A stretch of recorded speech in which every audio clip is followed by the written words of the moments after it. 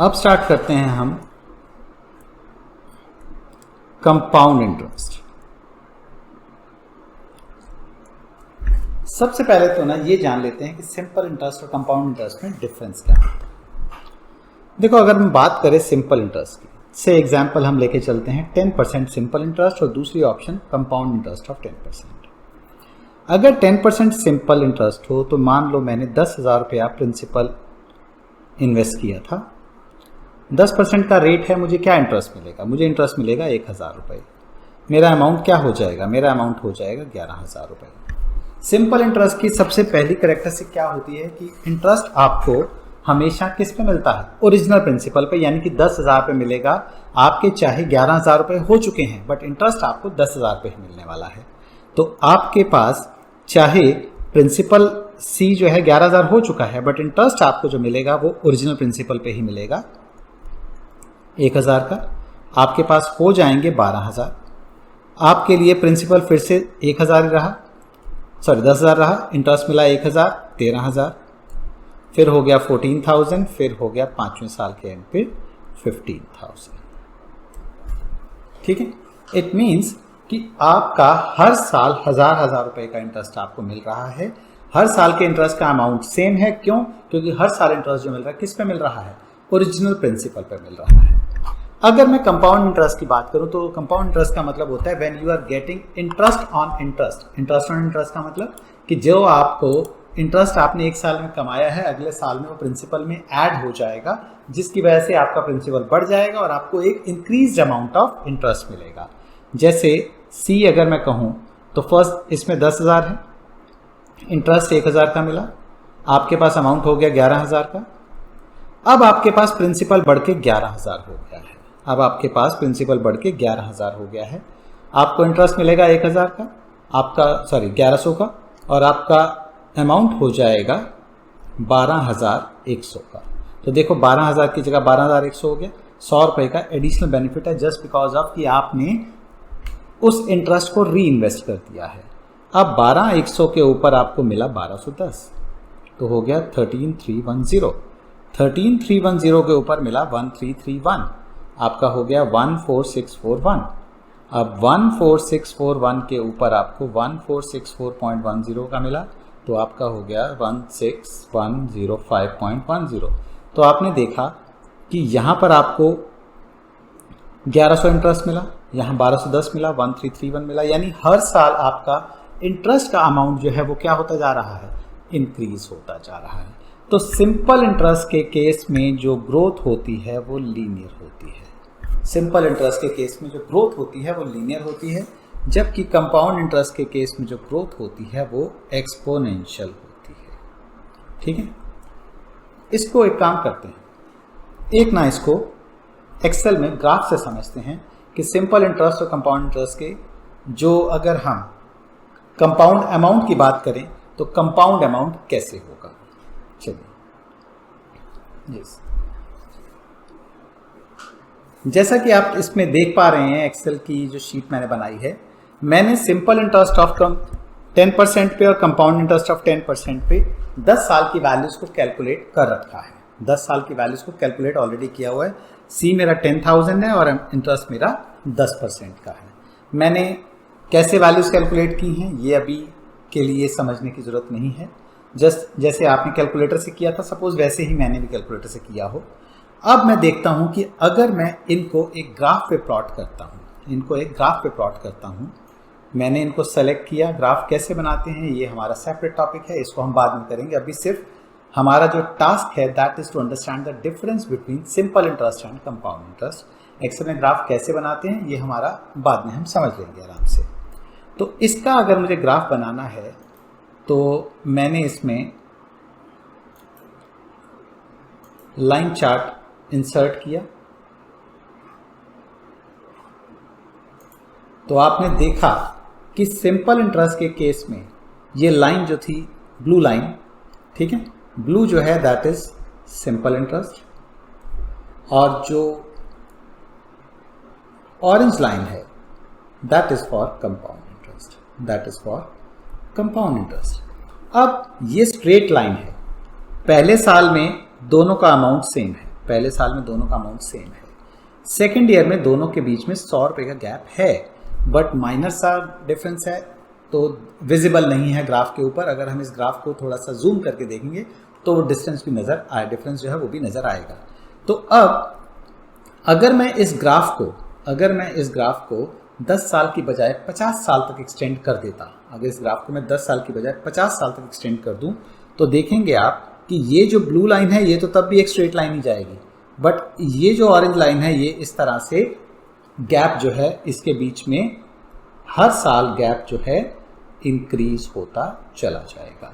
तो वो linear growth है इसलिए स्ट्रेट लाइन में चलेगी, ये एक्सपोनेंशियल ग्रोथ है इसलिए एक्सपोनेंशियल कर्व की तरह इसका जो ग्राफ है कुछ इस तरह से जाएगा, इस तरह से जाएगा ग्राफ। क्लियर है? अब आप देख सकते हैं कि कंपाउंड इंटरेस्ट पे इन्वेस्ट करना इज ऑलवेज बेटर।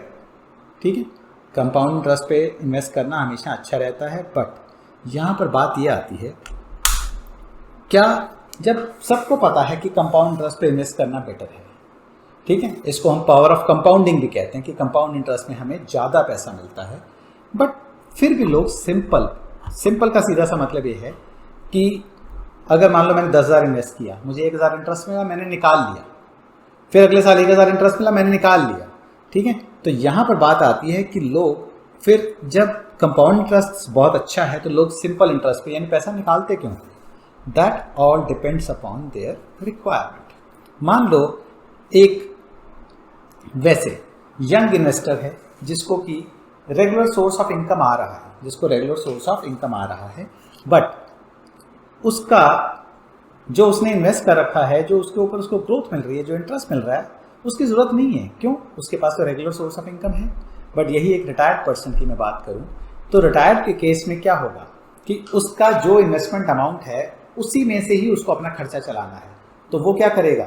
वो इस कोशिश में रहेगा कि जो भी उसको अगर इंटरेस्ट मिले वो मुझे क्या हो, मुझे मिल जाए, सो दैट कि मैं अपना जो खर्चा है वो चला सकूं।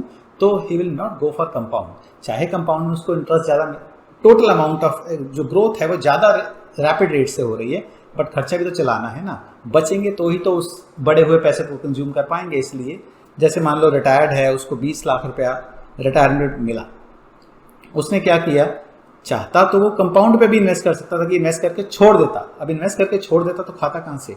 तो उसने सोचा कि मुझे जो है ना, सपोज 6% साल का इंटरेस्ट मिलता है, वो कहता है 10,000 रुपये पर मंथ का मुझे इंटरेस्ट मिलता रहेगा, मेरा गुजारा चलता रहेगा, 20 लाख पड़े हैं, मुझे कोई प्रॉब्लम नहीं है उसमें। सो ऐसे लोग सिंपल इंटरेस्ट के लिए जाते हैं। बट जो यंग इन्वेस्टर हैं, क्योंकि उनके पास एक सोर्स ऑफ इनकम होता है और उनको उस ग्रोथ की जो इंटरेस्ट है उसकी ज़रूरत नहीं होती, इसलिए उसको री इन्वेस्ट करते हैं। व्हेन यू री invest the interest earned in one period for the next period, ठीक है, तो आप उसको कंपाउंड इंटरेस्ट कहते हैं। ठीक है, आप उसको कंपाउंड इंटरेस्ट कहते हैं। चलिए अब हम देखते हैं कंपाउंड इंटरेस्ट के केस में फॉर्मूला क्या होता है। चलो अभी तक तो हमने बात कर ली कि कंपाउंड सिंपल इंटरेस्ट का जैसे हमने फॉर्मूला पढ़ा था, अब देखते हैं ऐसे ही कंपाउंड इंटरेस्ट का फॉर्मूला क्या होता है।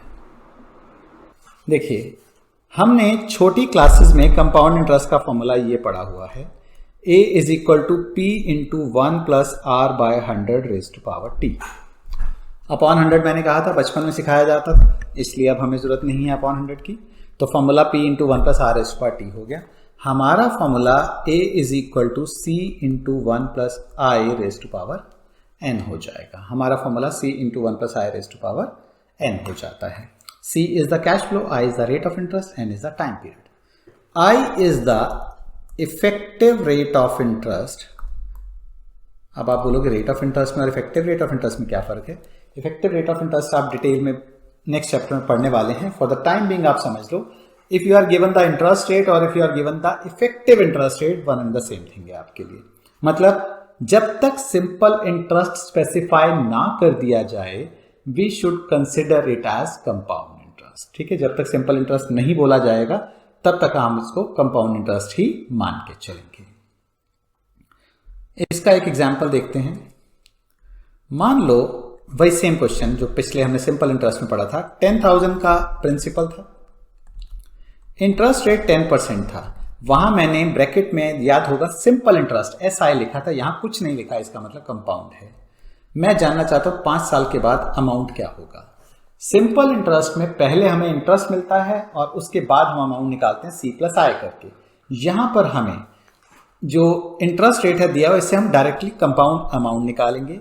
A इज इक्वल टू क्या होता है, C into 1 plus I raised power n, C into 1 plus I raised power n। इसको आप कैलकुलेटर से सॉल्व करोगे 16105.10। अगर याद हो, मैंने पहले जो कैलकुलेट इसमें करके देखा था हमने, सेम यही आया था, तो हम उस पर नहीं जा रहे, हमने इसको फॉर्मूले से कैलकुलेट किया है। यानी कैलकुलेटर में 1.10 रेस्ट पावर 5 कैलकुलेट किया और उसको 10,000 से मल्टीप्लाई कर दिया। चलिए, ये बात तो ठीक है, ठीक है। 16105.10, ये तो बहुत ही सिंपल सा केस हो गया। अब जैसे उसमें हमने क्या किया था, पहले निकाला था इंटरेस्ट और बाद में निकाला था अमाउंट। यहां पर हम पहले क्या निकालेंगे, यहां पर हमने पहले अमाउंट निकाल लिया।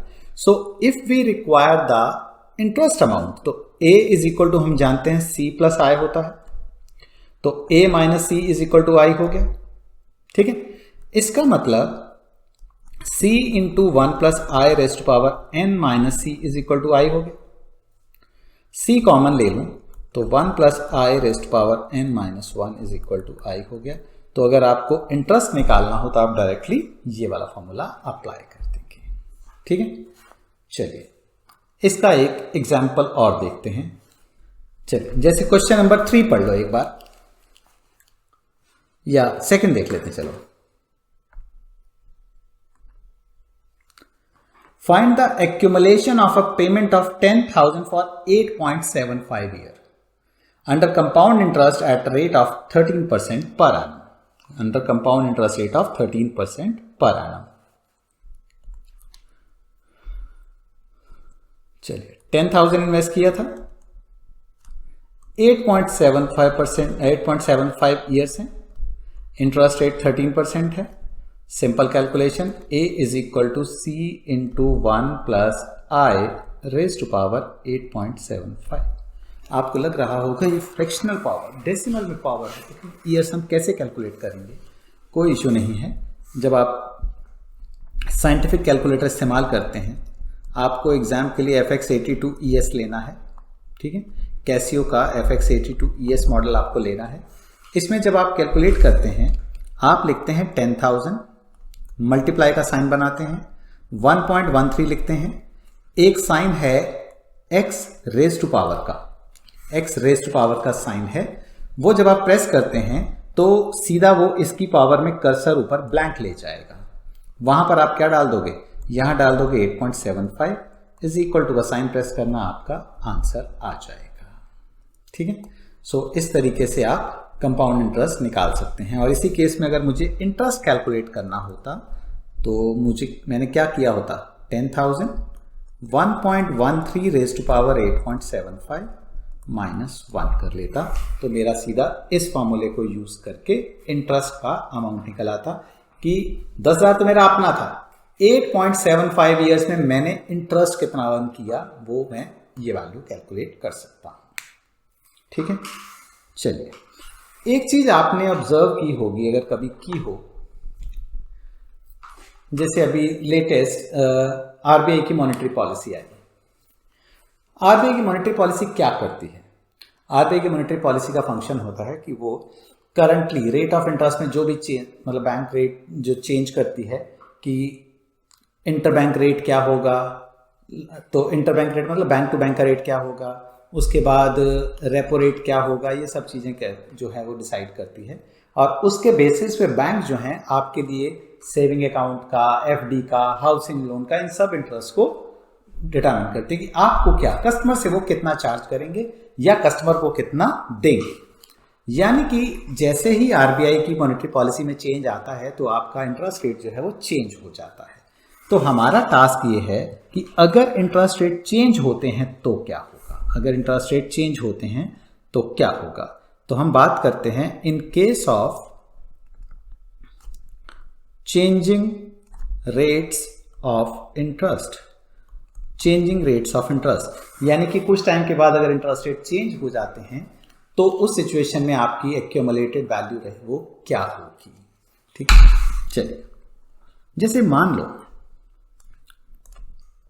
आपने ₹100 इन्वेस्ट किए थे, एक फर्स्ट पीरियड है जिसका टेन्योर सपोज T1 है, यानी कि ये 0 से T1 हो गया। अगला टाइम T2 नहीं है, इन दोनों के बीच का गैप जो है T2 ईयर्स का है, T2 टाइम पीरियड है, यानी कि ये टाइम क्या हो गया T1 प्लस T2 हो गया। हमें उससे मतलब नहीं है, हमें सिर्फ गैप से मतलब है। पहले पीरियड का इंटरेस्ट रेट I1 है, दूसरे पीरियड का इंटरेस्ट रेट I2 है, तीसरे पीरियड का इंटरेस्ट रेट जो है सपोज T3 का I3 है, और nth पीरियड का इंटरेस्ट रेट जो है Tn-1 से Tn के बीच का इंटरेस्ट रेट In है, इंटरेस्ट In है। ठीक है, अब हम जानना चाहते हैं कि अगर हम ₹C इन्वेस्ट करते हैं तो हमारा जो Tn टाइम के बाद अमाउंट कितना होगा। देखो पहले अगर मैं बात करूं सिर्फ T1 टाइम की, तो मेरा T1 टाइम के बाद अमाउंट इतना हो जाएगा। ठीक है, अब ये अमाउंट अगले आने वाले टाइम के लिए क्या बन जाएगा, प्रिंसिपल बन जाएगा।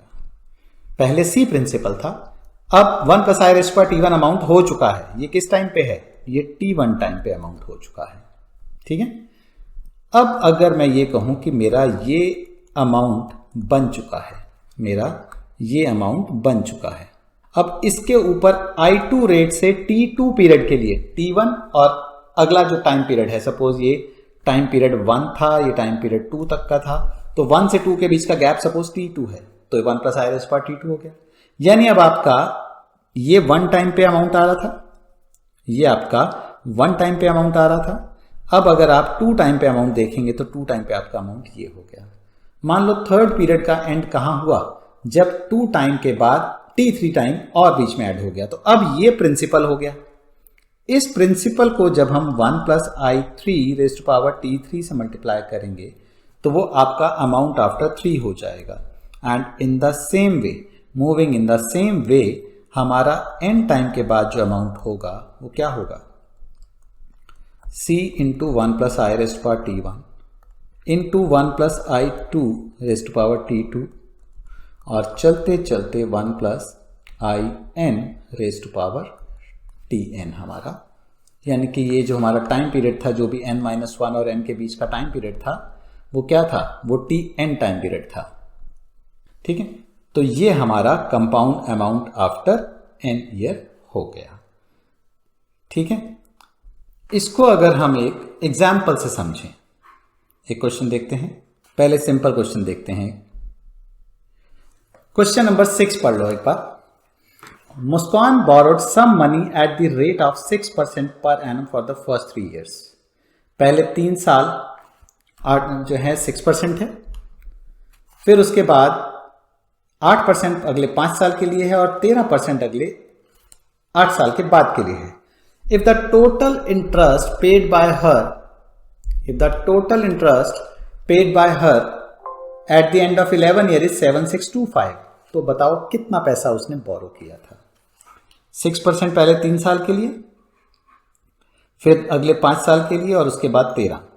अगर मैं टाइम लाइन पे देखूं तो 6% पहले 3 साल के लिए, 3 से 8 के लिए 8% और 8 के बाद 13% है। और हमें बोला गया है, पता नहीं कितना अमाउंट इन्वेस्ट किया था, बट उसको जो इंटरेस्ट मिला है दैट इज 7625 का इंटरेस्ट मिला है। तो वैसे अगर हम इंटरेस्ट की बात करें तो क्या होगा, पहले देखते हैं अमाउंट क्या होगा। C × 1.06 3 × 1.08 5 × 1.13 3। पहले 3 साल, फिर 5 साल और उसके बाद 8 से 11 के बीच में 3 साल। बट ये तो अमाउंट हो गया। इस अमाउंट में से मैं प्रिंसिपल को कर देता हूं माइनस, तो मेरा निकल आएगा इंटरेस्ट। और इंटरेस्ट मुझे कितना दिया हुआ है, इंटरेस्ट दिया हुआ है 7625। इसमें से अगर मैं C कॉमन ले लेता हूं तो 1.06 3 × 1.08 5 इंटू 1.13 रेस्ट पावर 3 माइनस 1। इसकी मैं कैलकुलेशन कर लूँगा, जो भी आंसर इसकी कैलकुलेशन करके आएगा मैं सीधा x रेस्ट पावर -1 यानी कि उसका रेसिप्रोकल कर दूंगा। कैसे रेसिप्रोकल करूंगा? कैलकुलेटर के अंदर सीधा -1 का जैसे आप करोगे, उस बटन को प्रेस करोगे, वो सीधा क्या करेगा, आंसर जो भी आपका स्क्रीन पर आंसर है उसकी पावर -1 कर देगा। तो ये इधर आके डिवाइड हो गया, उसको फिर मैं 7625 से मल्टीप्लाई कर लूंगा तो मेरा C का सीधा वैल्यू निकल आएगा। आप चाहें तो इसको अलग से कैलकुलेट भी कर सकते हैं और कैलकुलेट करके 7625 से इधर आके डिवाइड कर सकते हैं। और जब आप डिवाइड करेंगे यानी कि इसकी जब वैल्यू कैलकुलेट करेंगे तो आपको ध्यान रखना है कि इसकी वैल्यू आपने डेसिमल के बाद 1 2 3 4 5 कम से कम 5 प्लेस तक आपने लेके चलनी है। ठीक है, इसकी कैलकुलेशन कर ली, फिर 7625 डिवाइडेड बाय दैट वैल्यू कर दिया तो आपका C का वैल्यू निकल आएगा। जैसे हमारे केस में हमने जो कैलकुलेट किया इसका, तो इसका आंसर आ रहा है 4999.80, बट हम राउंड ऑफ करके इसको 5000 लिख देंगे। अगर आप इसको 499.80 भी लिख देते हो कोई फर्क नहीं पड़ेगा, बट एक जो कॉमन सेंस है वो हमारी क्या कहती है, find the amount she borrowed. हम ये जानना चाहते हैं, अगर मुझे मान लो किसी को 4990 रुपये भी देने हैं ना, किसी से मैंने ले रखे थे और मैं किसी से लोन लेना चाहता हूँ, तो ये तो नहीं है कि मैं कहूँगा भैया मुझे 4990 रुपये उधार चाहिए, मैं बोलूँगा 5000 उधार चाहिए। तो अगर ये 499.80 आ रहा है, दैट इज जस्ट बिकॉज कि उन्होंने 7625 का इंटरेस्ट लिया है। हो सकता है इंटरेस्ट 7625 पॉइंट समथिंग आ रहा होता या 7624 पॉइंट समथिंग आ रहा होता, हमें नहीं पता क्या आ रहा था। उन्होंने राउंडेड फिगर उसकी 7625 ली है, तो इसलिए हमारा आंसर जो है 4999.80 आ रहा है। तो आप इसके आंसर को सीधा 5000 लिख देंगे तो ज़्यादा अच्छा रहेगा। बाकी दोनों ही जो आंसर हैं करेक्ट हैं, दोनों के आंसर में आपको कोई जो है पेनल्टी नहीं लगेगी, दोनों में से आपने कोई भी आंसर अगर लिख दिया तो। ठीक है, चलिए इसका एक और क्वेश्चन है, थोड़ा सा जनरलाइज है, ये तो मैंने वैल्यूज लेके किया। एक ये देखिए क्वेश्चन नंबर 5।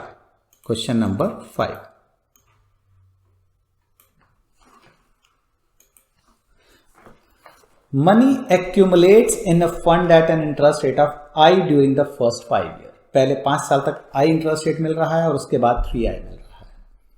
1 की डिपॉजिट की है टाइम 0 पे। अब आप बोलोगे कैसे, गरीबों से पाला पड़ा है हमारा, 1 रुपये इन्वेस्ट कौन करता है। ठीक है, यहाँ पर हम 1 रुपी, एक तरह से ये भी हो सकता है कि यूनिटरी मेथड की हम बात कर रहे हो। मैंने बोला मेरा एक काम करना, मेरा ना 1 इन्वेस्ट कर देना, तो हो सकता है कि हमारी एक कोड लैंग्वेज है कि जब मैं बोलूँगा 1 इन्वेस्ट करना, इट मीन्स मेरा 1 करोड़ रुपए इन्वेस्ट कर देना। ठीक है, ये कुछ भी हो सकता है। यहाँ पर हम यूनिटरी मेथड के हिसाब से चल रहे हैं कि अगर इन्वेस्ट किया पहले 5 साल के लिए, इंटरेस्ट रेट है I, इसके बाद इंटरेस्ट रेट है 3I। 1 इन्वेस्ट किया था, जब 10 साल के बाद देखा तो उसकी वैल्यू 5.083 थी, और जब हमने 20 साल के बाद देखा तो उसकी वैल्यू 55.486 थी। हम जानना चाहते हैं कि 12 साल के बाद इसकी वैल्यू क्या होगी। हमें इंटरेस्ट रेट नहीं पता I कितना है,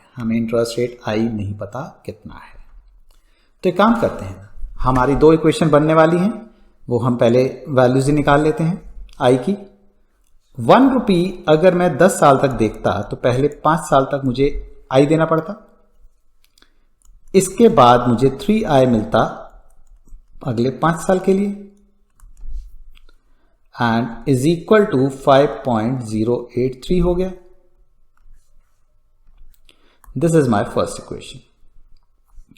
फिर 1 plus I raise to power 5 हो गया, into 1 plus 3I raise to power 15 हो गया, is equal to 55.486। This is second equation. मुझे इसको सिंपली सॉल्व करना है। सिंपली सॉल्व करने के लिए मैं इसको फर्स्ट को सेकंड से डिवाइड करूँ या सेकंड को फर्स्ट से डिवाइड करूँ, कोई फर्क नहीं पड़ता, मैं I निकाल सकता हूँ। बट इट इज़ बेटर कि आप सेकंड को फर्स्ट से डिवाइड करो, सो दैट कि ये 1 प्लस आई पावर 5 तो दोनों ही केस में कट जाने वाला है, ये तो दोनों ही केसेस में कट जाने वाला है। 1 plus 3i raise to power, अगर फर्स्ट को सेकंड से डिवाइड करो तो पावर -10 आ जाएगी, वो आपको बेफालतू में कॉम्प्लेक्स करेगी चीज़ों को।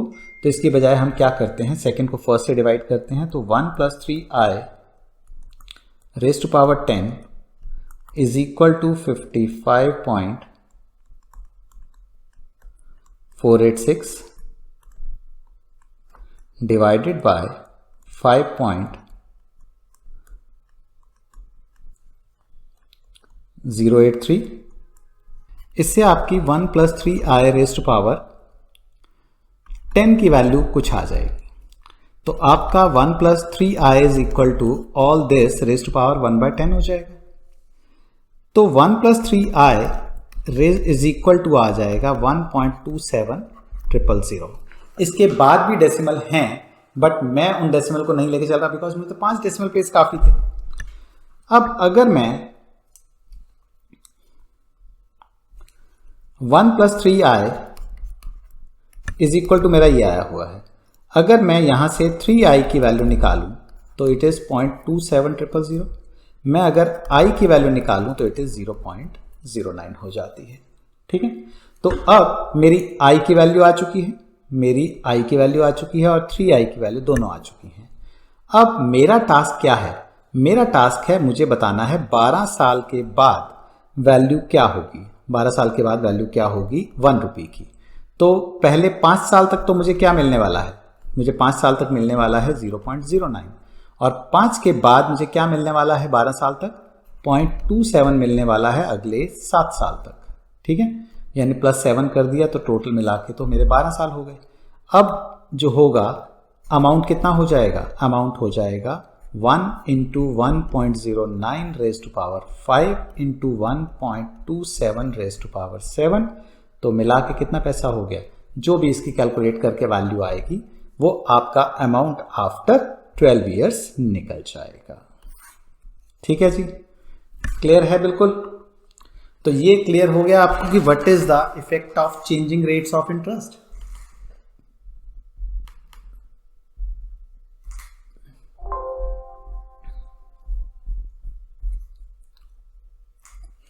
चलिए,